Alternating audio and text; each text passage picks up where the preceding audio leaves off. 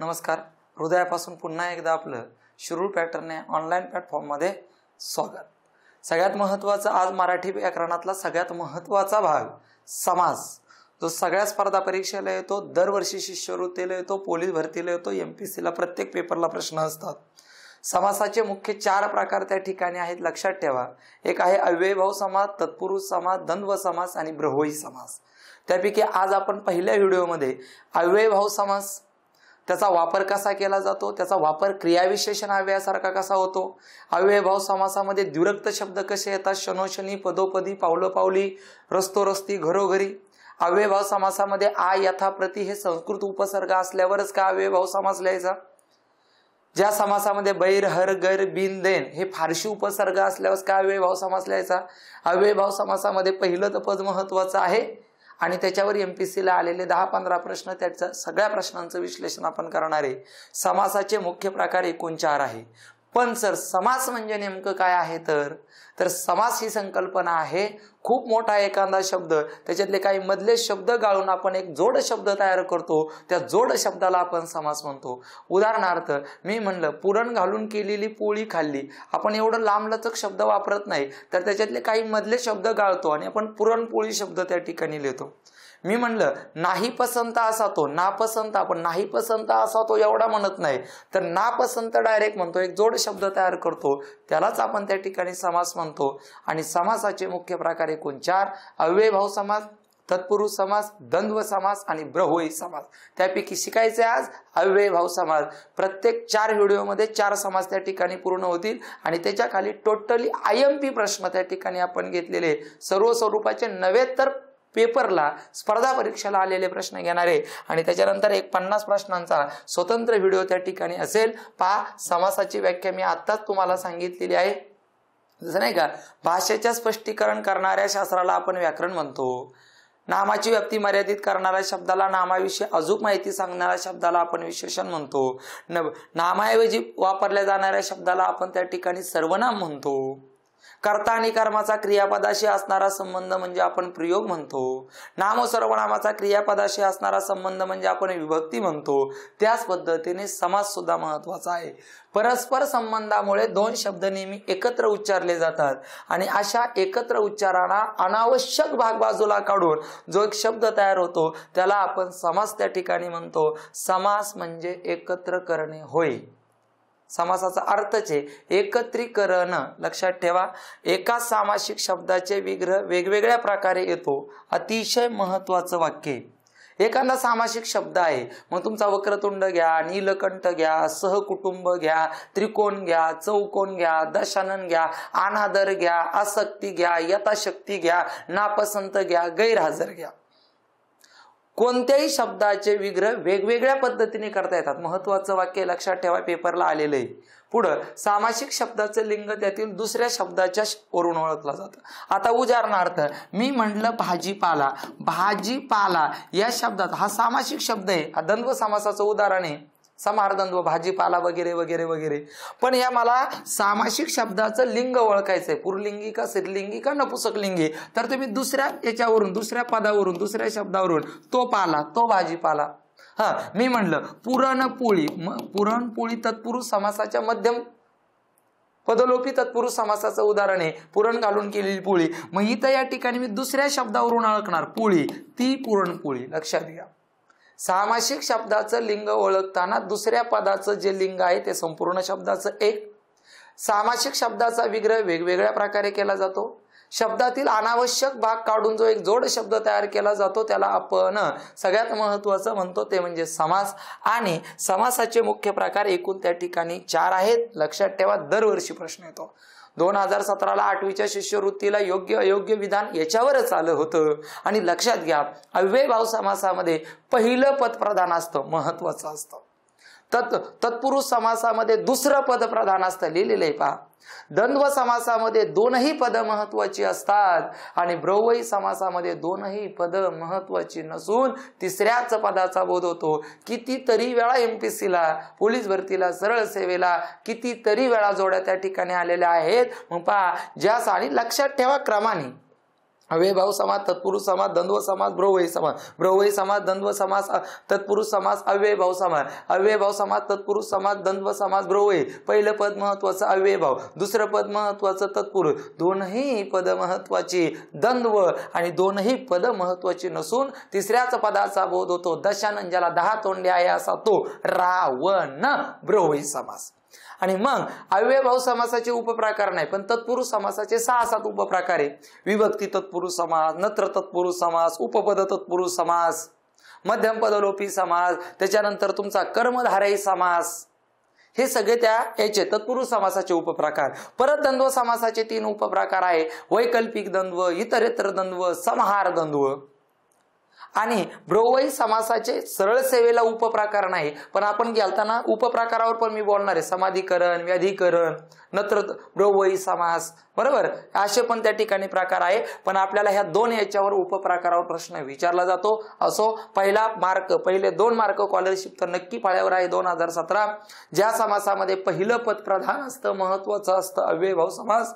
ज्या समासामध्ये दुसरं पद प्रधान असतं, महत्वाचं असतं, तत्पुरुष समास. ज्या समासामध्ये दोनही पद महत्वाचे असतात, कृष्ण अर्जुन, कृष्ण आणि अर्जुन दोन्ही महत्वाचे, खरे आणि खोटे दोन्ही महत्वाचं, द्वंद्व समास. आणि ज्या समासामध्ये दोनही पद महत्वाची नसून तिसऱ्याच पदाचा बोध होतो त्याला आपण बहुव्रीही समास म्हणतो. आजच्या व्हिडिओमध्ये आपल्याला शिकायचंय तो म्हणजेच अव्ययभाव समास. अव्ययभाव समासामध्ये पहिलं पद प्रधान असतं, महत्वाचं असतं, लक्षात ठेवा. ज्या समासाचा वापर क्रियाविशेषणाव्यासारखा केला जातो, बघा आपण शिकलेलो आहे, उभ्याने व्यावे, केवल प्रयोगी हवे, शब्द प्रयोगी हवे आणि क्रियाविशेषण हवे. वाक्यातल्या कर्त्याकडून क्रिया कशी होती? यथाशक्ती, शक्तीप्रमाणे. बघा, यथाशक्ती हा अव्ययभाव समासाचं उदाहरण आहे, कारण यथा नावाचा फारशी उपसर्ग संस्कृत उपसर्ग लागलेला आहे. पुढे पाहायचंच आपल्याला. पहा, मग तुम्हाला प्रश्न विचारला जाईल, खालीलपैकी कोणत्या समासाचा वापर क्रियाविशेषणाव्यासारखा केला जातो? अव्ययभाव समास. ज्या समासामध्ये पहिलं पद महत्वाचं आहे त्याचं समासाचं नाव काय? अव्ययभाव समास.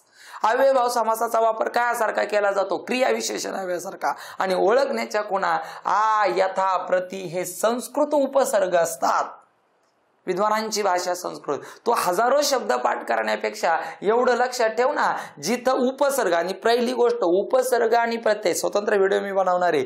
उपसर्ग म्हणजे शब्दाच्या अगोदर असतं. गैरहजर याच्यात उपसर्ग गैर आहे राजा.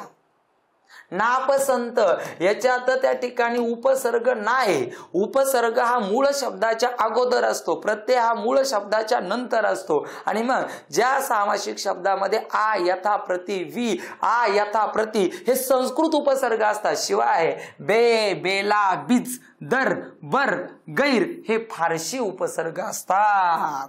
अरे लय शब्द नको लक्षात ठेवू. गैर शिस्त, गैर लागू, गैर मालूम, बर, दर साल, दर शेकडा, दर मिनिट, दर सप्ताह, दर महिना हे दर. बीज, बेला आणि बे, बेला, बी, दर, बर, गैर हे तुमचे फारशी उपसर्ग आले. उपसर्ग म्हणजे शब्दाच्या अगोदर. प्रतिमास उपसर्ग आहे काय?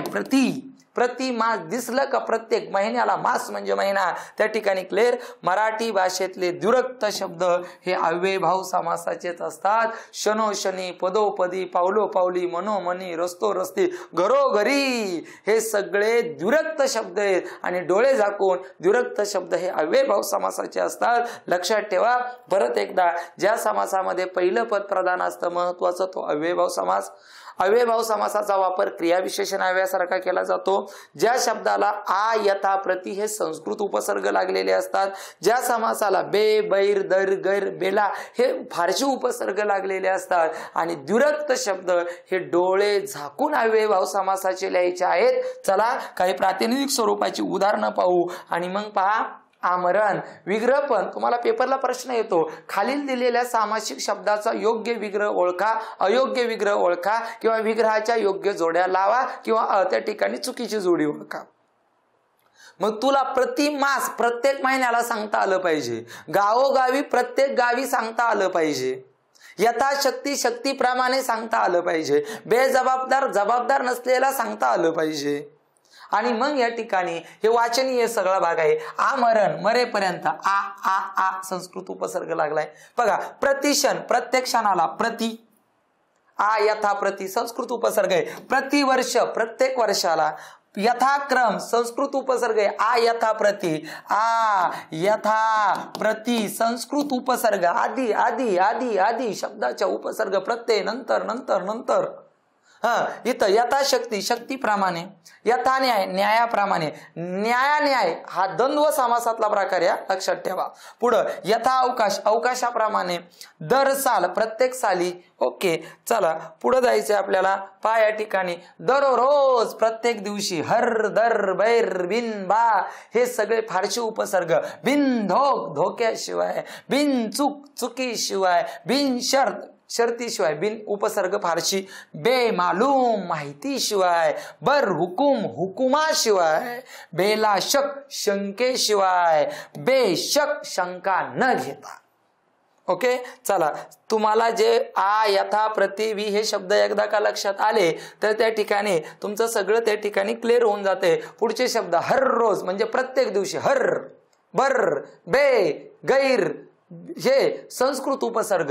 दारोदार मी सांगितलं होतं द्विरक्त शब्द हे अव्ययभाव समासाचे असतात. दारोदार प्रत्येक दारी, घरोघर प्रत्येक घरी, मनोमन प्रत्येक मनी, रस्तो रस्ती प्रत्येक रस्ती, गावो गाव प्रत्येक गावी. बघ ना, घरोघर प्रत्येक घरी, पानो पाणी प्रत्येक पाणी, दिवसेंदिवस प्रत्येक दिवशी, मनोमनी प्रत्येक मनी, जागो जागी प्रत्येक जागी, गल्लो गल्ली प्रत्येक गल्ली, वारंवार प्रत्येक वारी, दारोदार प्रत्येक दारे. कशाला डोकं लावतो यार. आ यथा प्रति संस्कृत उपसर्ग, गैर बिन दर हर बर हे फारशी उपसर्ग आणि द्विरक्त शब्द, आणि ज्या समासात पहिलं पद महत्वाचं असतं आणि ज्याचा वापर क्रिया विशेषण अव्ययासारखा केला जातो त्याला आपण अव्ययभाव समास म्हणतो. फायनल झालं. चला आता पाहूयात स्वाध्याय. अतिशय सुंदर असा स्वाध्याय आहे. सगळे एमपीसी ला आलेले प्रश्न आपण घेतलेले आहेत. पहा जोड्या जुळा. पहा काय सांगितलेलं आहे. अव्ययभाव समासामध्ये मी आत्ताच सांगितले, अव्ययभाव समासामध्ये पहिला शब्द प्रधान असतो, महत्वाचा असतो. ओके. तत्पुरुष समास दुसरा शब्द महत्वाचा असतो, दुसरं पद प्रधान असतं.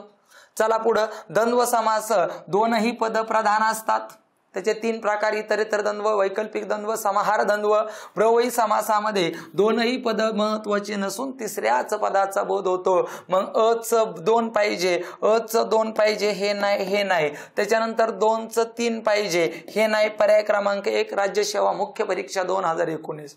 समासाचे 4 प्रकार. अव्ययभाव समास पहिलं पद प्रधान, तत्पुरुष समास दुसरं पद प्रधान, द्वंद्व समास दोनही पद प्रधान, ब्रह्मवयी समास दोनही पद प्रधान नसून तिसऱ्याच पदाचा बोध होतो. ओके चला पुढे जायचंय.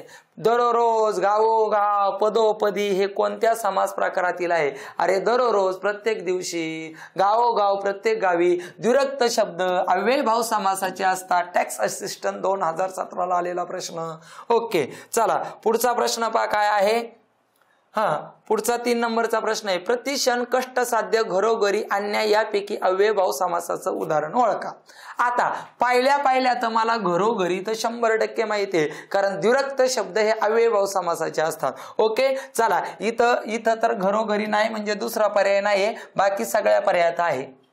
आता बाबर का कष्टसाध्य, कष्टाने साध्य, विभक्ती तत्पुरुष समास आहे, तृतीय विभक्ती तत्पुरुष समास हे आपलं कधीच नाही. चला प्रतिक्षण मी आता सांगितलं ना, आ यथा प्रति हे संस्कृत उपसर्ग लागले पाहिजे. प्रतिक्षण पर्याय क्रमांक 1 नंबरचं आपलं उत्तर आहे. कष्टाने साध्य तृतीय विभक्ती तत्पुरुष समास आहे. घरोघरी प्रत्यय, अन्याय नाही न्याय हा सुद्धा तत्पुरुष समासाचाच त्या ठिकाणी उपप्रकार आहे. लक्षात ठेवा. याचाच अर्थ प्रतिक्षण प्रत्येक क्षणाला, घरोघरी प्रत्येक दारी, राज्यसेवा मुख्य परीक्षा 2016 ला आलेला प्रश्न. चला पुढचा प्रश्न काय आलाय पहा. खाली दिलेल्या 4 वाक्यातून व्याकरण दृष्ट्या अयोग्य म्हणजे चुकीचं विधान आपल्याला ओळखायचंय. पाहू आपण विधान. द्वंद्व व तत्पुरुष समासात असलेले शब्द नामे आणि विशेषण असतात. बरोबर आहे. द्वंद्व समासामध्ये नामच असतं. राम लक्ष्मण, राम आणि लक्ष्मण. ओके बर चला पुढं अव्ययभाव समासास असलेला शब्द क्रियाविशेषण. पहिलंच वाक्य मी बोललो होतो, अव्ययभाव समासामध्ये पहिलं पद प्रधान असतं आणि त्याचा वापर क्रियाविशेषण अव्ययासारखा केला जातो. ब्रवई समासात ब्रवई असलेला शब्द विशेषण असतो. बरोबर आहे यार. दशानन ब्रवई समासामध्ये तिसऱ्याच पदाचा बोध होतो. ज्याचे 10 तोंड आहेत असा दशानन हे शब्द विशेषण असतो. एकाच सामासिक शब्दाचे विग्रह वेगवेगळ्या प्रकारे करता येत नाही. पहिलंच वाक्य घेतलं होतं बघा, एकाच सामासिक शब्दाचे विग्रह वेगवेगळ्या प्रकारे करता येतात. STI मुख्य परीक्षा 2016 त्यांनी नाही दिलेला आहे. ओके चला पुढे जायचंय. ते गावोगाव भटकत फिरला या वाक्यात गावोगाव हा शब्द कोणता आहे? मी मगाशी का सांगितलं, द्विरक्त शब्द हे अव्ययभाव समासाचे त्या ठिकाणी असतात. क्लर्क टायपिस्ट 2014 ला आलेला प्रश्न त्या ठिकाणी आहे. योग्य जोडी ओळखा. तांत्रिक सहाय्य 2013. पहिले पद प्रमुख साहजिकच अव्ययभाव समास आहे. दुसरे पद प्रमुख साहजिक तुमचा तत्पुरुष समास आहे, पण तत्पुरुष समासाचा उपप्रकार कर्मधारय समास दिलाय. दुसऱ्या व्हिडिओमध्ये तत्पुरुष समास येईलच तुमचा. तत्पुरुष समासाचे नत्र तत्पुरुष समास, उपपद तत्पुरुष समास, विभक्ती तत्पुरुष समास, मध्यम पदलोपी समास, कर्मधारय समास, द्विगु समास हे तत्पुरुष समासाचे उपप्रकार आहे. तिसरेच पद प्रमुख ब्रवई समास आणि दोनही पद प्रमुख द्वंद्व समास असं त्यांचं म्हणणं आहे. पाहू आपण एच यच आहे का? एच त्या ठिकाणी एच नाही, ए जी पाहिजे होतं, एच दिलंय चुकीचं आहे. सी जी पाहिजे, सी जी अजिबात चुकीचं आहे. बीई चुकीचं आहे. डी एफ डी आणि एफ बरोबर आहे. ही जोडी त्यांनी बरोबर लावलेली आहे. किती सुंदर प्रश्न आहे आणि प्रश्नाचे पर्याय सुद्धा किती सुंदर आहेत. पहा वैचारिक आहेत. दररोज, दरमजल, हरमेश ही कोणत्या समासातली? दैर, बैर, गैर, हर, आ, यथा, प्रति, द्विरक्त शब्द हे 100% अव्ययभाव समासात असतात. ज्याच्यात पहिलं पद महत्वाचं असतं. तत्पुरुष समास दुसरं पद महत्वाचं. द्वंद्व समासात दोनही पद महत्वाची. ब्रवई समासात दोनही पद महत्वाची नसून तिसऱ्याच पदाचा बोध होतो. ओके चला पुढे जायचंय. पहा खालील पर्यायातील उत्तरातील योग्य उत्तर कोणते? अव्ययभाव समासामध्ये पहिलेच पद प्रमुख असतं. STI 2012. दुसरे पद प्रमुख असणारा तत्पुरुष समास आहे. दोन्ही पदे प्रमुख असणारा द्वंद्व समास आहे. तिसरेच पद प्रमुख असणारा ब्रव्हई समास त्या ठिकाणी आहे. ओके चला पुढे जायचे. ज्या समास द्वितीय पद प्रधान असते त्याला टिंब म्हणतात. STI असिस्टंट मुख्य परीक्षा दुसऱ्या व्हिडिओमध्ये आहे आपला. द्वितीय पद प्रधान असतं याचाच अर्थ तो तत्पुरुष समास आहे प्लस आधी कर्मधारय समास तत्पुरुष समासाचाच प्रकारे द्वंद्व समास दोनही पद महत्वाची असतात. ओके पर्याय क्रमांक 3 नंबरचं उत्तर. पुढं यथाशक्ती हा शब्द किती डोळे झाकूने आ, यथा, प्रति, वी, बैर, गैर, हर, दर हे सगळेच्या सगळे अव्ययभाव समासाचे उपसर्ग आहेत. ओके पुढचा अजन्म आमरण यथाशक्ती आ, यथा, प्रति, आ यथाशक्ती शक्तीप्रमाणे, आमरण मरेपर्यंत, अजन्म जन्म आहे तोपर्यंत ही सगळी अव्ययभाव समासाची उदाहरणे 2011 ला आलेला प्रश्न. पुढं अव्ययभाव समासामध्ये पहिलेच पद महत्वाचे असते बरोबर. दुसरे पद तत्पुरुष समास दोनही पद, द्वंद्व समास दोनही पद सूचित नसून तिसऱ्याच पदाचा बोध होतो. ब्रवई समास. पर्याय क्रमांक 1 असिस्टंट 2011 ला आलेला प्रश्न. अशा पद्धतीने अव्ययभाव समास आपण आज शिकलेलो आहे बाळाओ. दुसरा व्हिडिओ तत्पुरुष समासाचा, नंतर द्वंद्व समासाचा, नंतर ब्रवई समासाचा येईल. अव्ययभाव समासाला लय अभ्यास करू नका. पहिलं याचा वापर क्रियाविशेषण अव्ययासारखा होतो. याच्यामध्ये पहिलं पद प्रधान असतं. आ, यथा, प्रति हे संस्कृत उपसर्ग. द्विरक्त शब्द शनोशनी, पदोपदी, घरोघरी, मनोमनी, रस्तो रस्ती, दारोदारी हे सगळे अव्ययभाव समासाची उदाहरणं. आणि सगळ्यात महत्वाचं वाक्य बे, हर, गैर हे जे आहेत ना फारशी उपसर्ग ते टोटली अव्ययभाव समासाचेच त्या ठिकाणी असतात. लक्षात ठेवा. अतिशय सुंदर आणि अतिशय महत्वाचे 10-12 MPSC ला आलेले प्रश्न. आवडलं तर लाईक करा, चॅनलला सबस्क्राईब करा. जास्तीत जास्त विद्यार्थ्यांनी त्या ठिकाणी ॲप घ्या. असे नवीन नवीन व्हिडिओ त्या ठिकाणी दररोज तुम्हाला त्या ठिकाणी येत जातील. तत्पूर्वी ह्याच भागासाठी थांबूयात. धन्यवाद.